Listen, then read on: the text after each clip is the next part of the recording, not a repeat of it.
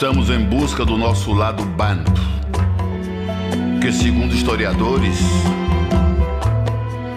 esta nossa viagem do povo banto versus Brasil começa com a chegada do navegador português Diogo Cão às margens do rio Zaire, hoje Rio Congo.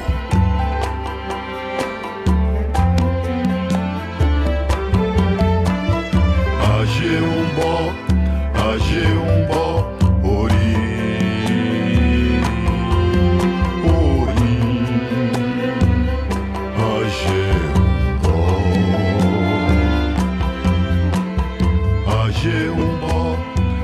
Ajeumbo.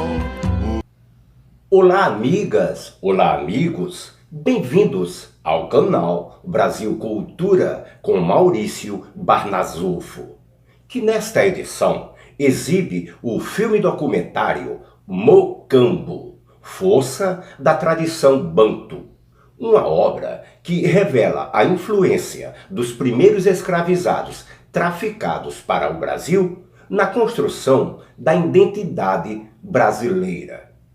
Produzido no estado da Bahia, Mocambo tem depoimentos de historiadores, linguistas e antropólogos que, juntos com outros especialistas, abordam, entre outros temas, que muitas palavras da língua que falamos, como caçula, mochila, cochilo, caçamba, bunda, juntas com a capoeira, o candomblé, o samba, as comidas de dendê e a feijoada, são algumas presenças marcantes da tradição banto na vida dos brasileiros. Idealizado e dirigido pela cineasta Soraya Públio Mesquita, que assina o roteiro em coautoria com Edson Feloni Borges, o filme, com emoção, retrata toda a materialidade e espiritualidade que esse povo africano disseminou no Brasil, transformando a dor e a indignidade da escravidão em um exemplo de vida. Fiquem agora com Mocambo, Força da Tradição Banto.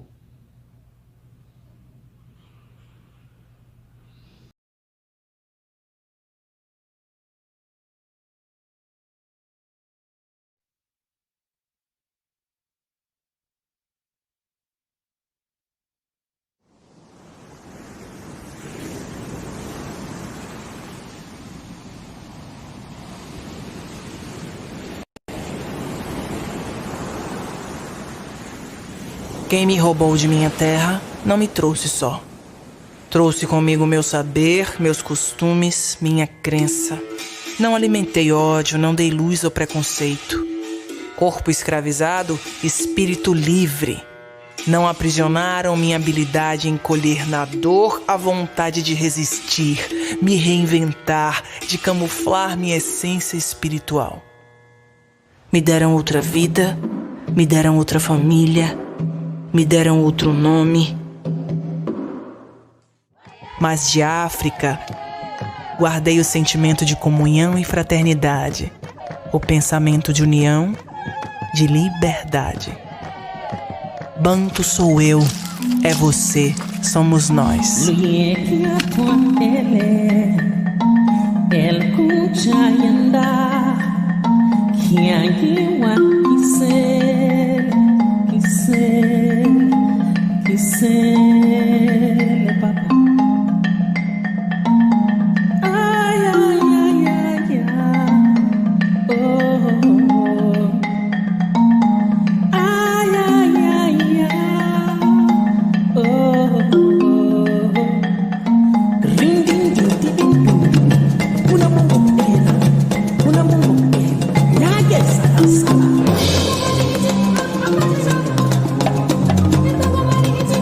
Una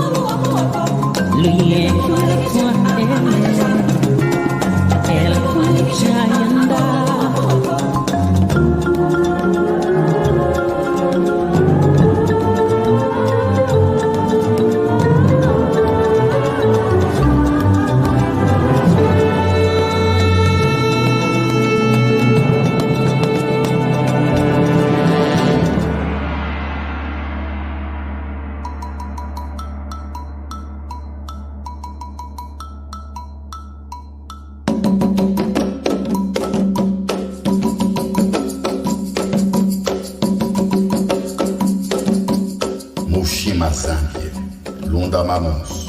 Coração de Deus guarda todas as coisas.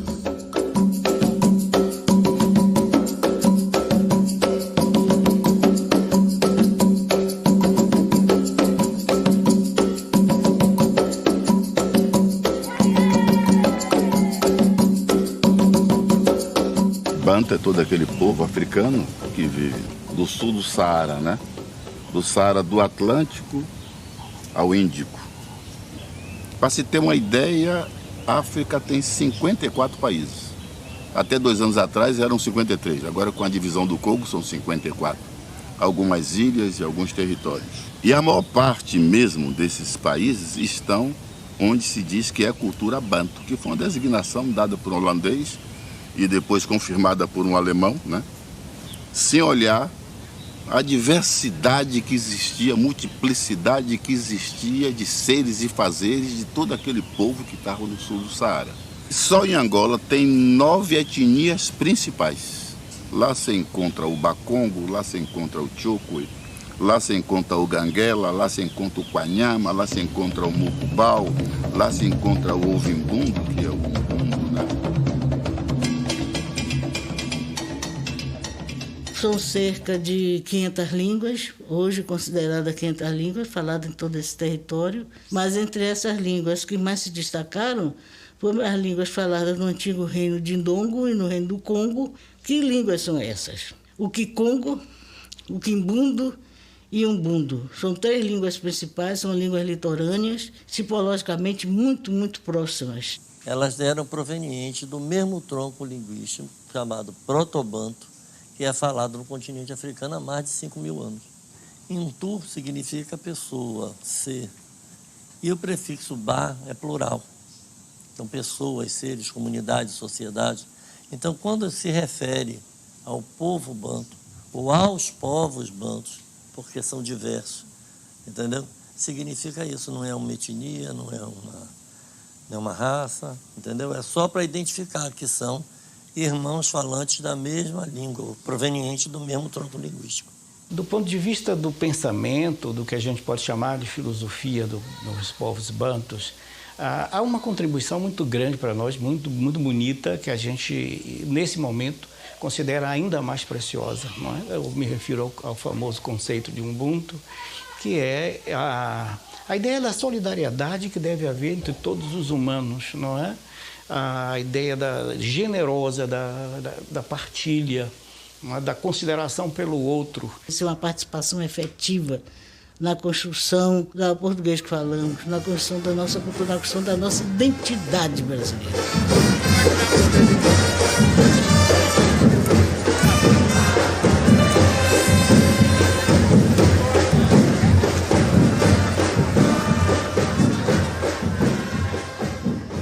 Catende de Ladina, Luandê, meu catende lá de Gina. Catende de Ladina, Luandê, meu catende lá de Gina. Catende de Ladina, Luandê, meu catende lá de Gina. Mutima Oyana Velha, ni Ekinhane, ni Etoque Vineneto. O coração humano não se contenta com pouco nem com muito.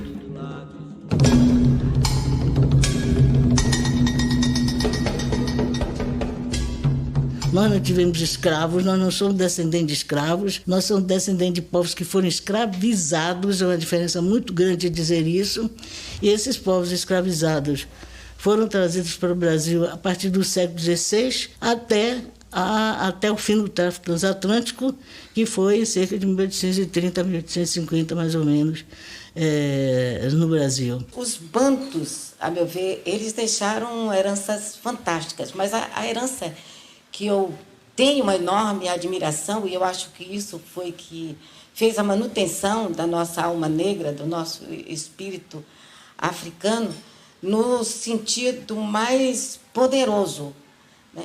Que eles criaram a família brasileira. E eles não perderam o que trouxeram de mais importante do continente africano. O sentido da família, o sentido agregador.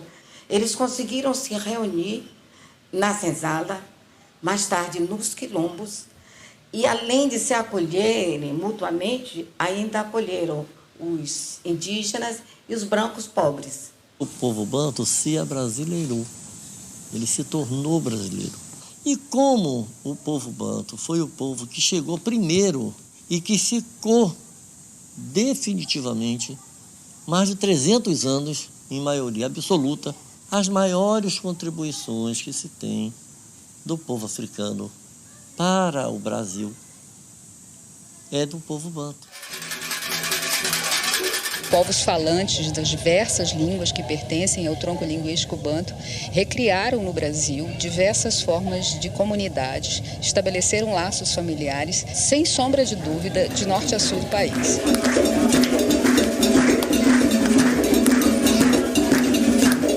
Está presente em todas as dimensões de nossa vida, podemos dizer assim, na dimensão religiosa, na sua coreografia magnífica, nas suas danças, na sua música, a musicalidade banto nos acompanha.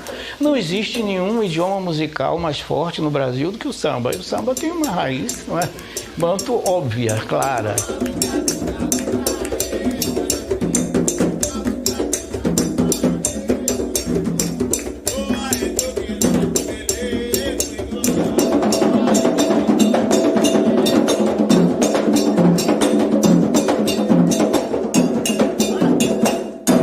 A mesma coisa que aconteceu com Joana d'Arc na França, que foi queimada em fogueira viva. A profetisa Quimpavita também foi queimada viva no Congo, porque quando os portugueses lá chegaram na época da Inquisição, século XVI, XVII, ela se disse católica, se batizou, como aqui todos os africanos que chegaram se batizavam também, mas fundou uma seita, a seita chamada dos Antonianos, daqueles que rezavam e seguiam as ordens de Santo Antônio. Ela colocou nesta seita traços e manifestações da sua cultura nativa, banto. E os portugueses viram isso como heresia e uma grande ameaça à Igreja Católica que estava sendo implantada lá. E os seus seguidores, acontecia com os seus seguidores, eles foram enviados como escravos para o Brasil e fundaram a Igreja do Rosário dos Pretos e fundaram todas as congregações do Rosário dos Pretos que existem hoje em todo o território brasileiro.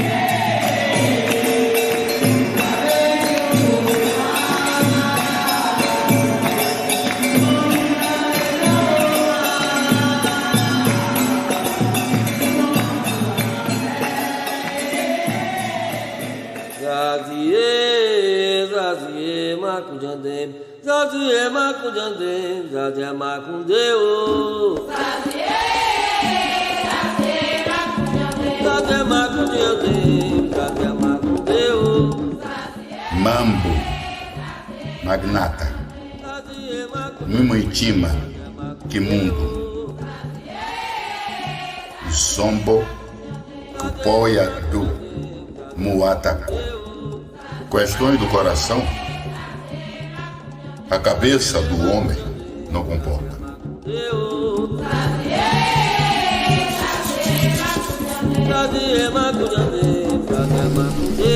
A tradição banto, ela se espalha, ela é muito rica, mas muito pouco conhecida, porque ela se misturou de uma forma muito profunda na experiência da vida brasileira. O Brasil, ele foi construído de uma forma extremamente importante sobre essa tradição banto, nas suas mais variadas formas. Isso é inegável. Muitas das experiências, das tradições populares, das festas, das formas de vestir, das comidas e a própria existência do candomblé, né? O próprio nome candomblé tem uma matriz banto importante.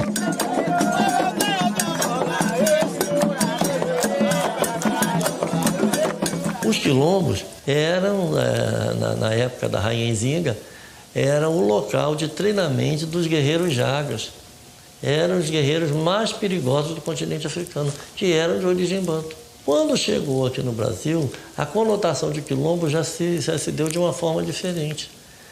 O quilombo passou a ser a terra dos sonhos, a terra da liberdade. A maior resistência que houve até hoje foram várias, mas as duas maiores. Uma foi Palmares e a outra foi a revolta dos malês. Em Palmares, quem era a liderança no início? Gangazumba. Depois que Gangazumba foi admoestado e fez as pazes com os portugueses, quem substituiu Gangazumba? O sobrinho dele, Zumbi. Os dois são bacongos, bantos. Precisa lembrar de Zumbi e lembrar de tantos quilombolas.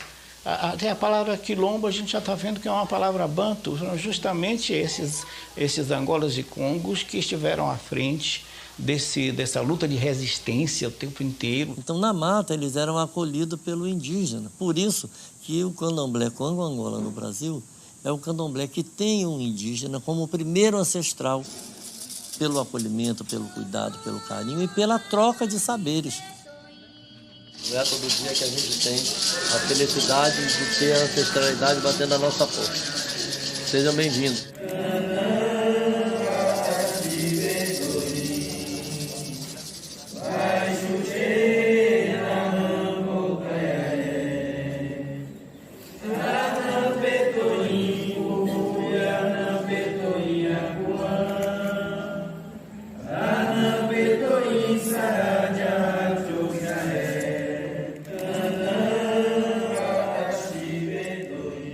Mucamba era o nome que se davam às casas das chefias dos quilombos. São casas que ficavam no centro dos quilombos e que tinham uma escotilha onde eles subiam e dali eles viam tudo ao redor. Então, quando alguém chegava, qualquer inimigo, eles visualizavam logo e se preparavam para não sucumbir.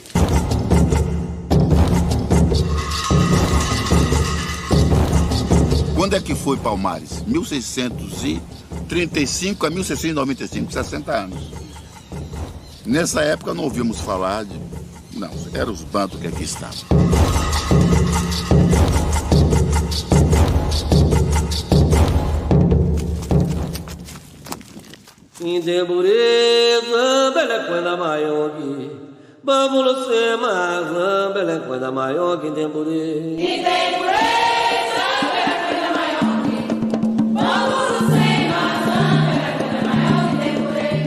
Mushima,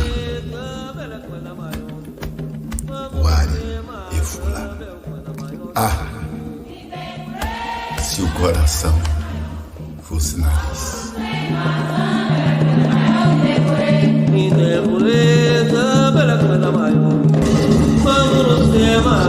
Quando é que foi Palmares? Eles vieram para cá, eles foram os responsáveis pela introdução do processo de agricultura, de mexer com a terra, das ferramentas, da enxada do ancinho, da forja do ferro, entendeu? Eles é que foram os responsáveis por trazer isso tudo para cá. E é óbvio que quem mexe com a terra, planta. E é óbvio que quem planta, cozinha. Então daí vem a tradição culinária, porque a maioria das letras que ficavam na senzala, elas eram de origem banto. Nós entramos no supermercado, encontramos na área de hortifruti, nós encontramos o quê? Machixe, giló, moranga, dendê, tudo isso aqui engorda pra cá. Eu anotei praticamente de comida africana. Eu vejo que são os mesmos misturas. Então é muito próximo, você tem aquela mistura, né, mas utilizando outros animais, às vezes você tem um milho, que eles estão ali o tempo todo utilizando o milho, mas lá o milho deles é batido mesmo e feito, como é feito aqui nas casas de terreiro. E feijão, né? Coisas que a gente utiliza aqui o tempo todo, eles se alimentam lá e foi algo que assim que para mim eu me senti em casa, né? Porque a comida é muito parecida com a nossa comida, claro, é evidente.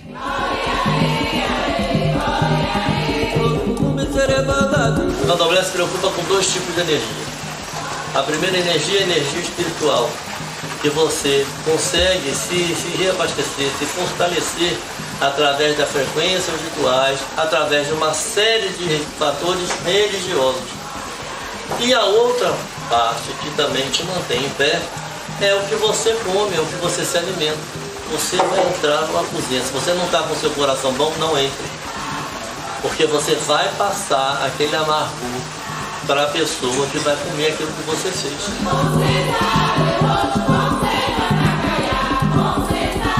a responsabilidade da cozinha daqui do terreno do campo sempre foi das três. Rosiane recebeu o carro de Toca Munambi, a Dina dela está manejando. Zambazan é quem mora comigo na casa, é quem está no dia a dia. E Raimunda, que é da Andaleci, que é a Macosa de Tandalunda e que também transita pela cozinha.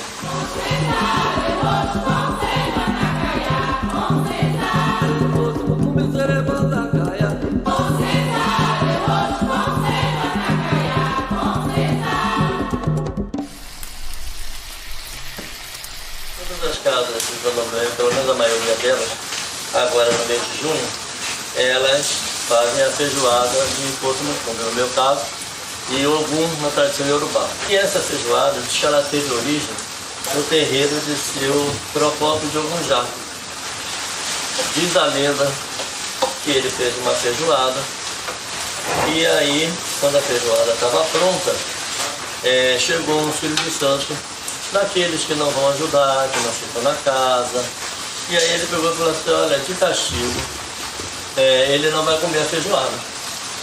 Quando o menino foi embora, Ogum tomou o propósito e falou assim, agora ele vai chamar o menino, vai fazer uma feijoada e oferecer a ele sozinho, porque comida de candomblé é para ser dividida com todo mundo, com quem faz, com quem não faz, com quem vem, com quem não vem. A feijoada de Ogum é isso que as pessoas muitas vezes fazem sem saber a origem, sem saber porquê, acham que é a comida do santo e fazem uma comida votiva. Eu estou permitindo essa filmagem aqui porque essa comida ela não é uma comida sagrada, não é uma comida votiva, é a comida que eu fui escolhido por imposto para fazer. É a única vez, né, em todo o calendário de festa da casa que eu venho para a cozinha.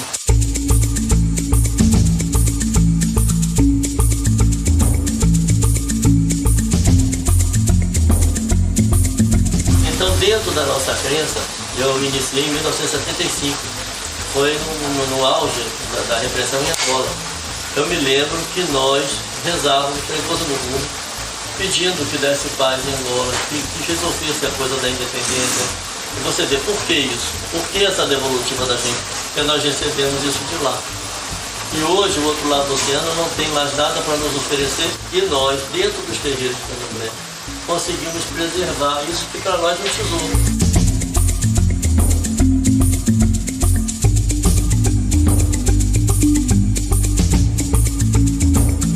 Lembra, zambe a pongue para que não, o indo, indo. Lembra, zambe a pongue para que não, o indo, indo. Lembra, zambe a pongue para que não, o indo, indo. Mambo Nsi, Mambo Zâmbia.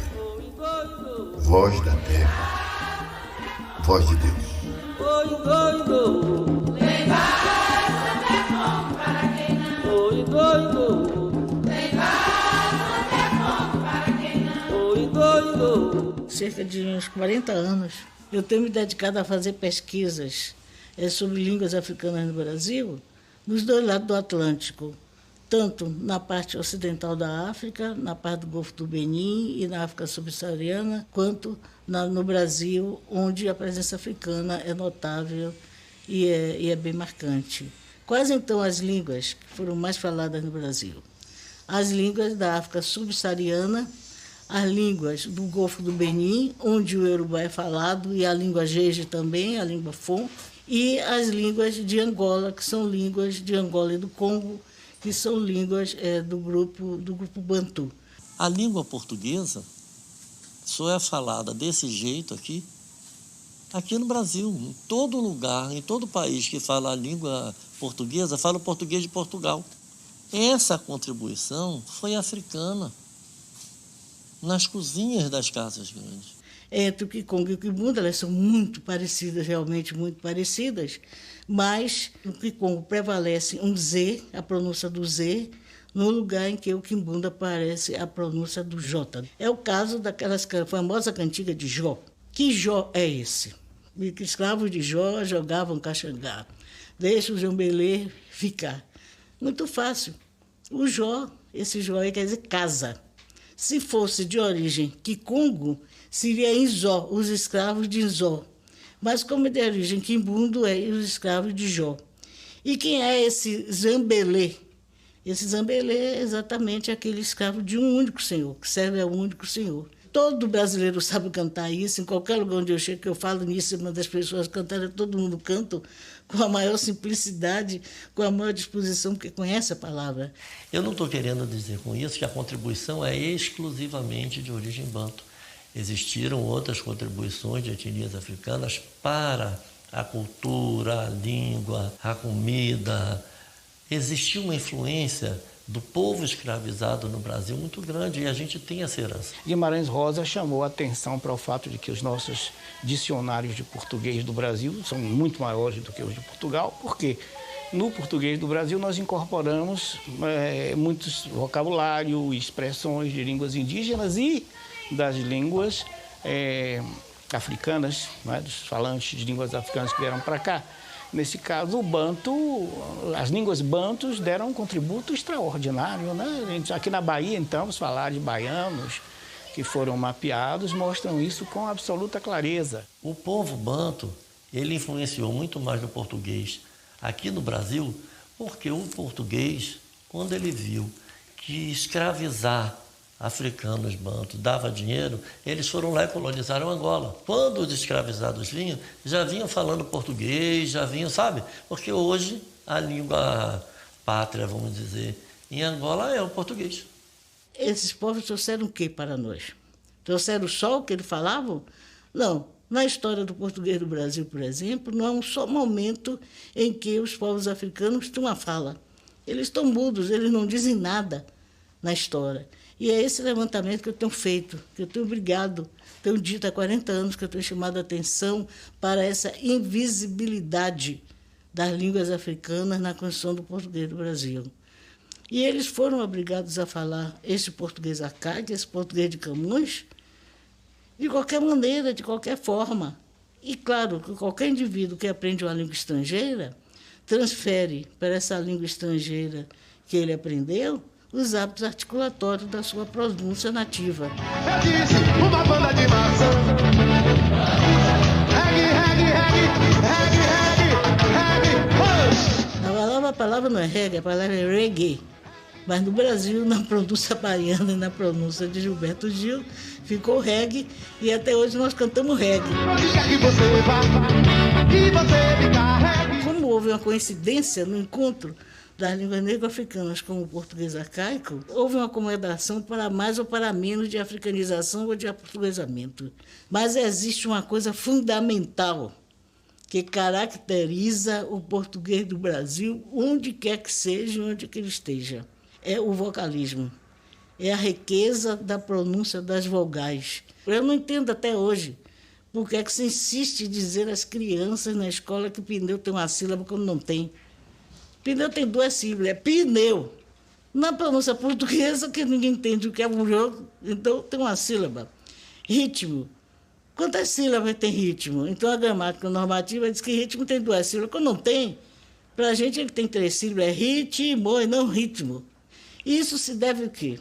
Se deve exatamente a essa coincidência na estrutura das línguas do grupo banto, que não tem, as línguas do grupo banto, as palavras não têm grupo consonante. Os grupos consonantais são desfeitos porque nós pronunciamos todas as vogais sempre, e onde não há vogal nós sempre colocamos. E às vezes enfatizamos até essa colocação. É o caso, por exemplo, de advogado, que muita gente diz advogado. O caçula, por exemplo, é a única palavra que existe no Brasil para dizer o filho menor, mais novo da família, é caçula. A palavra portuguesa lusitana é Benjamin. Benjamin, para a gente, virou interruptor de corrente elétrica, o T. Não é isso que é um Benjamin? Então, mas quem foi responsável por isso? Quem foi responsável por chamar de babá, o que até hoje nós chamamos de cuidadora de criança, chama de babá, que é uma palavra do quimbundo, quer dizer exatamente cuidadora de criança. Baba, o baba de futebol, quem foi que chamou esse de baba, que é uma palavra quimbundo também? Tudo veio de Angola. Nós vamos para a praia de canga, de tanga, de sunga, isso veio de Angola para cá. E quem foi responsável por tudo isso? Foi a mulher negra. Uma mulher negra dentro da casa senhorial, mulher negra como escrava de Jó, escrava doméstica, dentro da casa senhorial. Ela que foi responsável por tudo isso, por essa mulher que, infelizmente, ainda não recebeu a dignidade que ela merece dentro da história do Brasil, da construção do Brasil.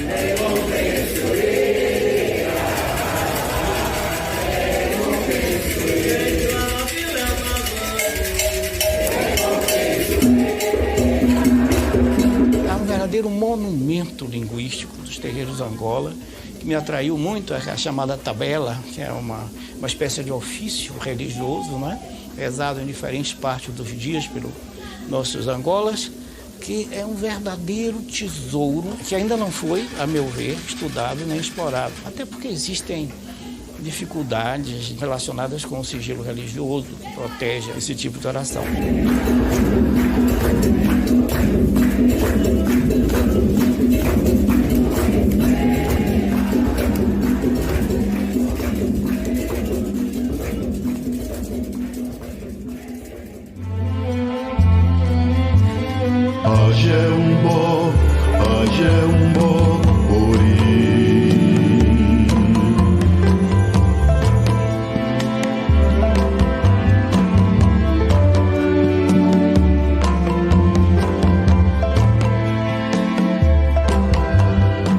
Likova Likangazangue Muntu Limonho pode Kutuyakó.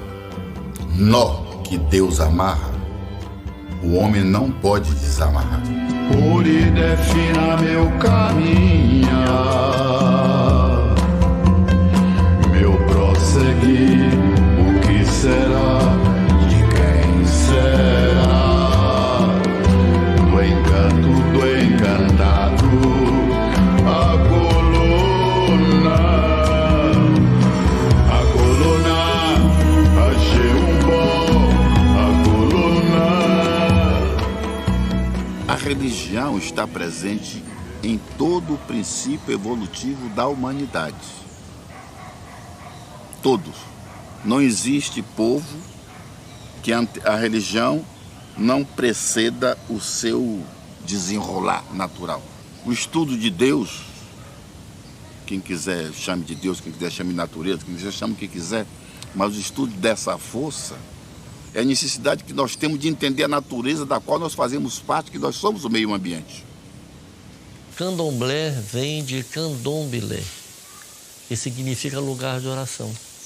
Os orixás são pessoas humanas que sobreviveram, são reis, rainhas, e os inquices não, os inquices são forças da natureza. Então não tem uma representação antropomórfica. Quando se organizou o culto banto, que antes era candomblé de caboclo, na verdade, era batuque, como até hoje tem no Rio Grande do Sul.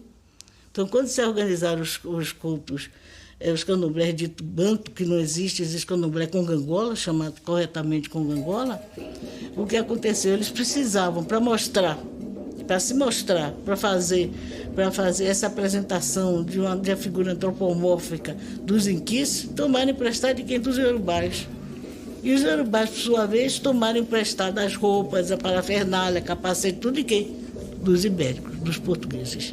Então, quer dizer, houve uma sucessão de empréstimos ou de apropriação de um para o outro, até que se formaram esses candomblés que representam realmente uma grande forma de resistência à escravidão, de resistência à intolerância, de resistência a toda a opressão, dando continuidade às suas culturas e os seus traços de cultura naquilo que eles contribuíram para nos formar como brasileiros que somos hoje, com muito orgulho.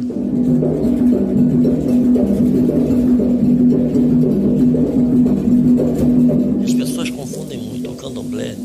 Não é africano, o candomblé é brasileiro.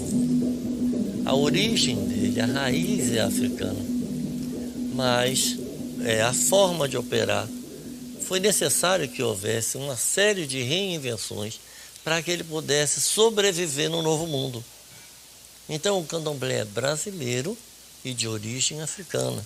Que, na verdade, no Brasil não existe candomblé banto. O que existe no Brasil são candomblés de raízes históricas trazidas do reino do Congo e do Indongo e que, mais tarde, essas raízes passaram a ser chamadas de bantu. Foram os terreiros de candomblé os responsáveis pela manutenção das tradições religiosas que aqui chegaram.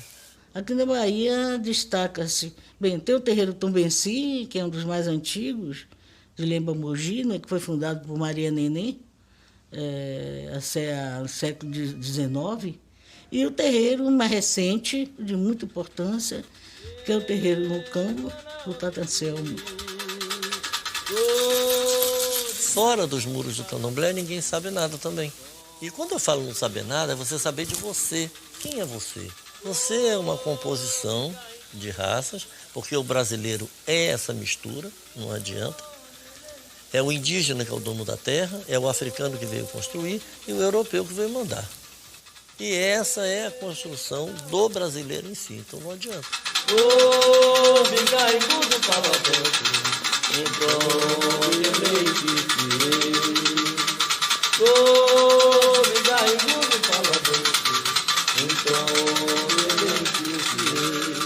Que dando a luz do tempo abençoe a tudo. Os terreiros de Candomblé são um lugar de acolhimento. Na época da ditadura, daquela confusão, o Candomblé abrigou muita gente, acolheu muita gente. Hoje, os terreiros de Candomblé, eu falo que ele é uma ponte entre a sociedade desassistida e o poder constituído.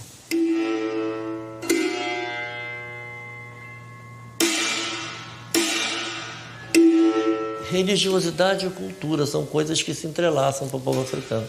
Você não pode falar de determinadas coisas culturais sem você passar pelo viés religioso. Por quê? Porque o Candomblé, por exemplo, não é uma religião de conversão. Ninguém se converte ao Candomblé. O Candomblé é uma religião de chamamento. A gente fala que as pessoas, elas são chamadas pelas suas divindades para irem para o Candomblé, para estarem lá. Então elas vão com suas próprias pernas.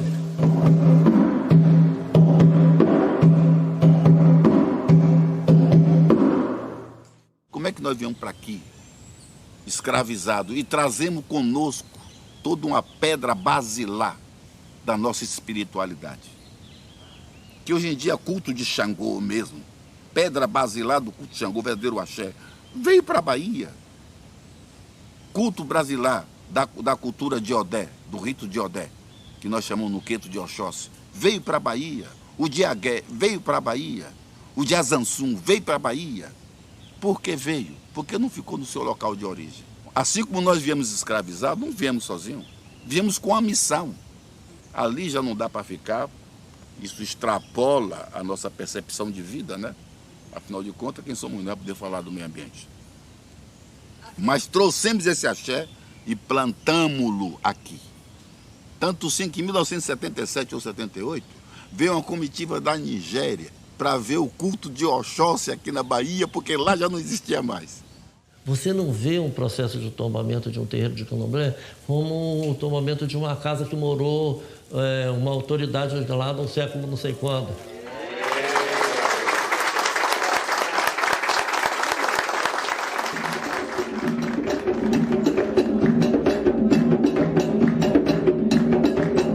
Então, como é que você não vai lutar para você poder salvaguardar isso? Esse memorial onde a gente está, a gente conta a história desde o século XIX. Houve a perseguição policial na década de 20, todo mundo sabe, que foi uma repressão horrorosa. Nós tivemos a felicidade de resgatar a cadeira do meu bisavô de santo, que ficou presa 95 anos. É o primeiro terreiro de Candomblé que obteve uma peça que foi abstraída dessa forma truculenta e violenta. E hoje está no ambiente sagrado.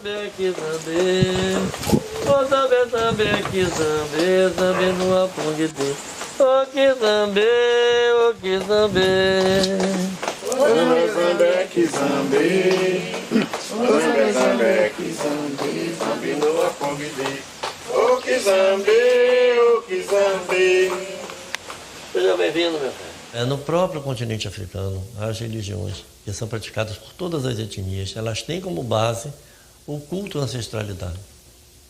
Porque é ali que reside toda a força do núcleo familiar. Porque as religiões lá, elas são concentradas no núcleo familiar biológico. Então é essa ancestralidade desse grupo é quem vai fortalecer, é que vai fazer com que as coisas aconteçam, é que vai acontecer aquela coisa da energia vital, da energia ancestral, da reposição da energia através do nascimento de uma criança dentro daquela comunidade. E quando veio para o Brasil e que precisou ser reinventada, o núcleo passou a ser um núcleo de família de santo. E às vezes as pessoas não entendem muito bem o que é o pai de santo, mãe de santo, primo de santo. Pensa que você está falando que é pai do santo, que é irmão do santo, não é. Quando fala fulano é meu pai de santo, se quer dizer que aquela pessoa não é meu pai biológico. Ele é meu pai voltado à minha religiosidade. Então, o culto ao ancestral, ele é extremamente importante dentro até do candomblé no Brasil.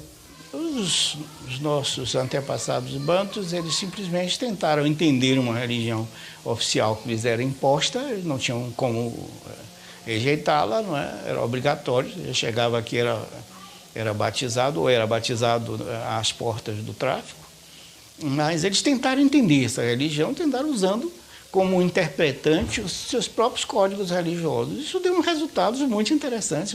A criatividade religiosa dos bantus é espantosa. Isso tudo eles tinham um princípio ecumênico. Que a gente possa conviver numa sociedade tão plural e tão diversa, cultural e religiosamente, em paz. Como nós poderemos manter a tradição para o futuro? Todo mundo quer se iniciar para ser pai de santo, para ser mãe de santo, e não é dessa maneira.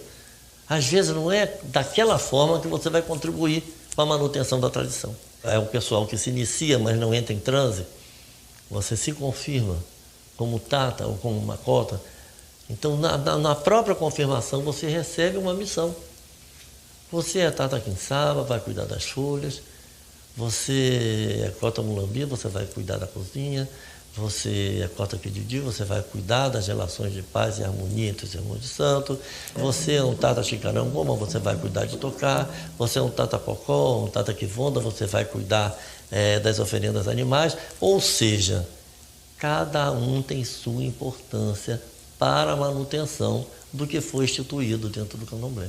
Ao contrário do que acontece com as chamadas religiões do livro, eles nunca partiram do princípio de eu estou certo, você está errado. Não é? Eles admitiam a coexistência de códigos diferentes e também tentavam entender outro tipo de prática religiosa.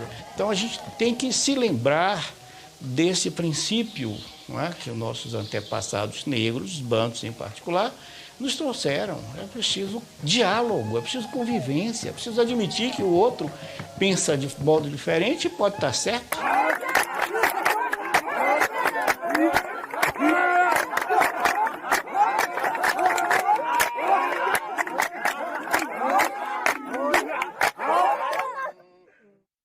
Tempo macuratile, tempo macuratate, ó macuria,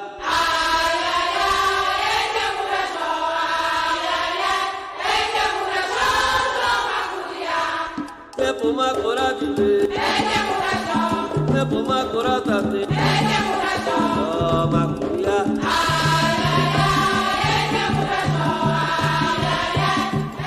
Culo Bukio Nisunya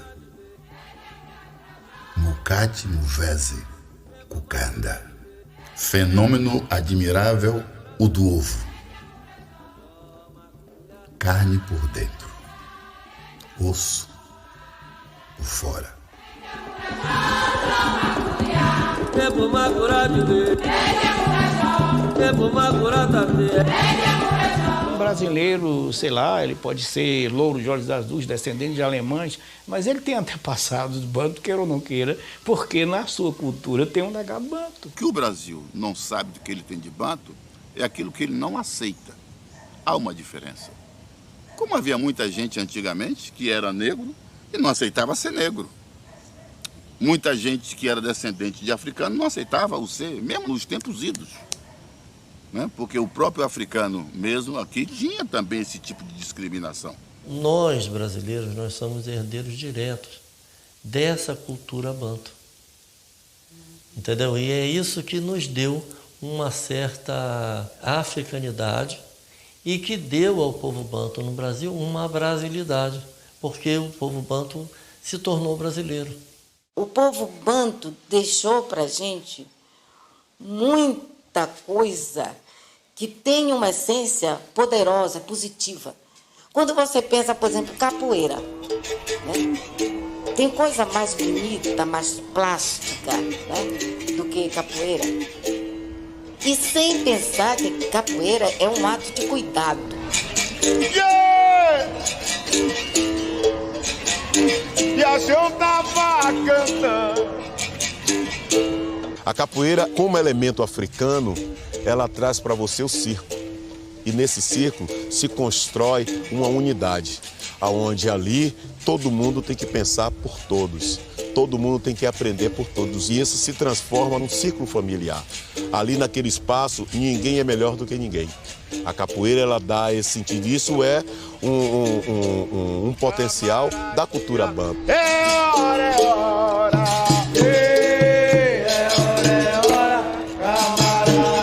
Eu vou embora. Vamos embora, camarada. Capoeira é um instrumento completamente africano. Ela vem no corpo do africano, mas aquela, por conta do regime escravocrata muito cruel, a capoeira se transforma numa sagacidade, numa malandragem. A capoeira, ela dá a volta por cima e vira uma luta de liberdade, né? É uma palavra que vem do Tupi-Guarani, mas a sua instrumentalização de movimentação e o que ela traz consigo são elementos bantus.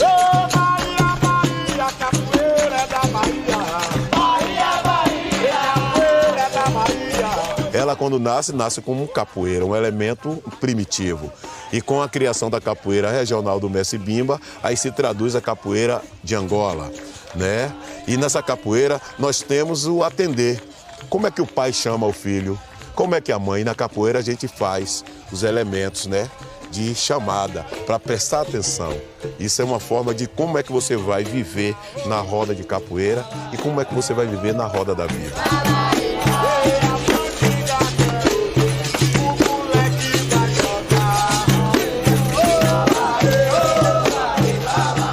A música, ela é que nem a chuva, onde ela cai, ela toma a forma desse lugar.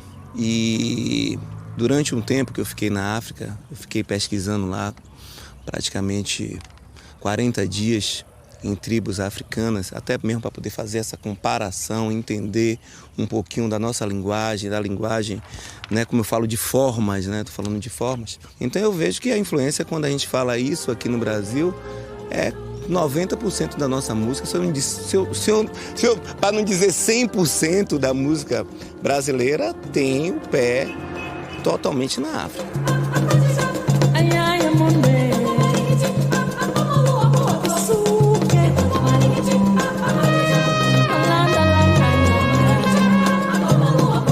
A primeira cultura negra que se forma no Brasil é basicamente banto. Então, isso impregna a cultura brasileira de um sentido muito profundo, né? Inclusive nas misturas, ou seja, onde os elementos bantus se misturam com os indígenas, com os europeus. Então, a gente vê muitas confluências de musicalidades portuguesas com expressões bantu, né? Porque os negros, eles se apropriaram, na verdade, dos repertórios portugueses e transformaram do seu jeito. O mundo, ele vem estudando muito a música africana, pela dificuldade que se tem de se entender a música africana, né? Eu acho que a gente já entendeu praticamente tudo que se tinha que se entender da música europeia, entre aspas, né? Mas isso está muito claro para a gente. Então, essa música, ela está sendo redescoberta e o mais interessante, ela está sendo estudada e está sendo levada para as universidades como um estudo hoje de algo que é realmente muito complexo.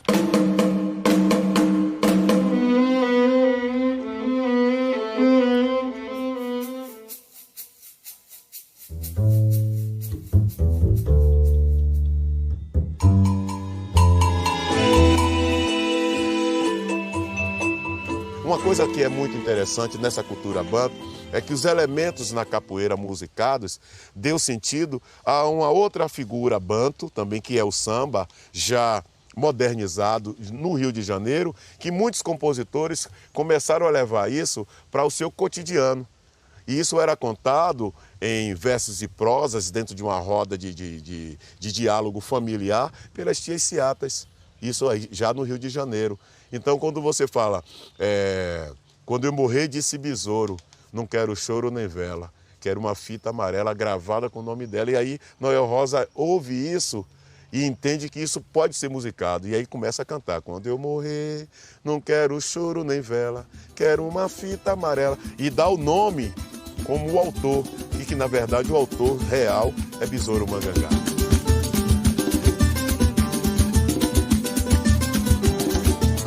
O termo batuque é genérico. Aliás, todos os termos musicais que se usam, né, normalmente na mídia, até na academia, são muito genéricos e não abrangem na complexidade. Então, assim, batuque é isso. Não, batuque é um termo genérico que pode ser milhares de coisas, inclusive uma forma de candomblé no Rio Grande do Sul, né? Até esse termo samba, ele é muito impreciso. A gente entende como uma espécie de continuidade dos que foi chamado de batuque. Em algum momento no século XIX, a gente vê nos registros históricos, surgiu o termo samba. Então, o samba, o ato de sambar, né? É isso que importa.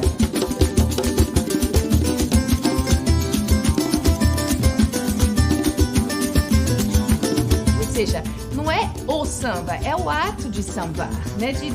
Basta dizer isso, o Brasil sem samba, eu acho que ninguém reconhece, não é? Ninguém reconhece. Não? Então, isso é um legado deles. E é uma música que diz, quem não gosta de samba, e eu acrescento, brasileiro não é. Quitanga, dende, babá, bobó de locaru, matuque de gaiaga, samba no pé calunga. Quitanda, dende, babá, bobó de locaru, batuque de gaiaga, samba no pé calunga. É isso que nós temos de revelar, isso que nós temos de aplaudir, que nós temos de estudar. E dentro disso, dignificar a mulher negra africana dentro desse processo, como a grande mãe ancestral dos brasileiros. Um pedaço de mim é banto, sou benguela azul, sou zumbi. Hoje canto pra louvar meu santo e o quanto me perdeste. Quitanda, dende, babá, bobó, giló, caruru, batuque, ginga, iaiá, samba no pé calunga. Quitanda, dende, babá, bobó, giló, caruru, batuque, ginga, iaiá, samba no pé calunga. É a força de uma nação, batucando tambores em mim. Abençoa meu povo em Zambi, essa chama no meu coração. Abençoa meu povo em Zambi e preserva nossa tradição. Quitanda, dende, babá, bobó, giló, caruru, batuque, ginga, iaiá, samba no pé calunga. Quitanda, dende, babá, bobó, giló, caruru, batuque, ginga, iaiá, samba no pé calunga. Banto é o suor que aduba o país, mãe que amamentou os filhos seus. É o samba no pé da raiz, a mão acolhedora de Deus. Quitanda, dende, babá, bobó, giló, caruru, batuque, ginga, iaiá, samba no pé calunga. Quitanda, dende, babá, bobó, giló, caruru, batuque, ginga, iaiá, samba no pé calunga. Chora, viola!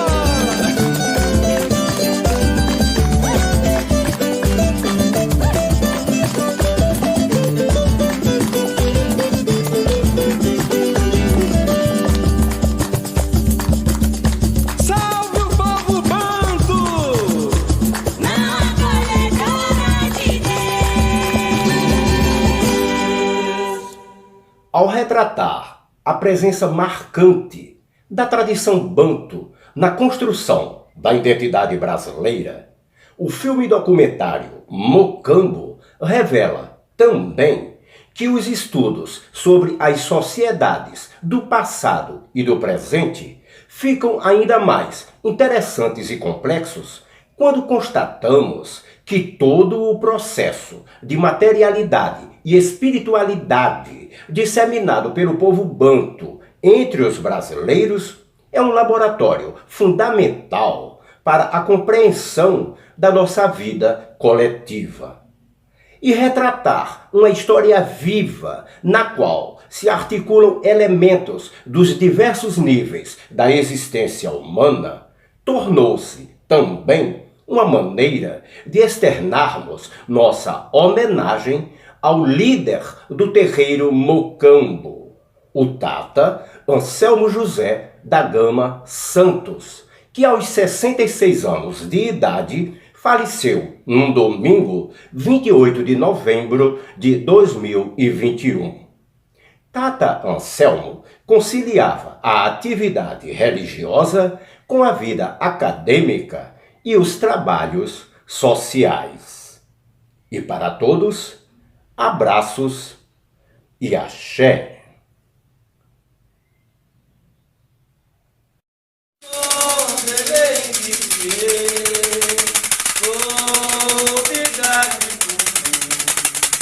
Yeah.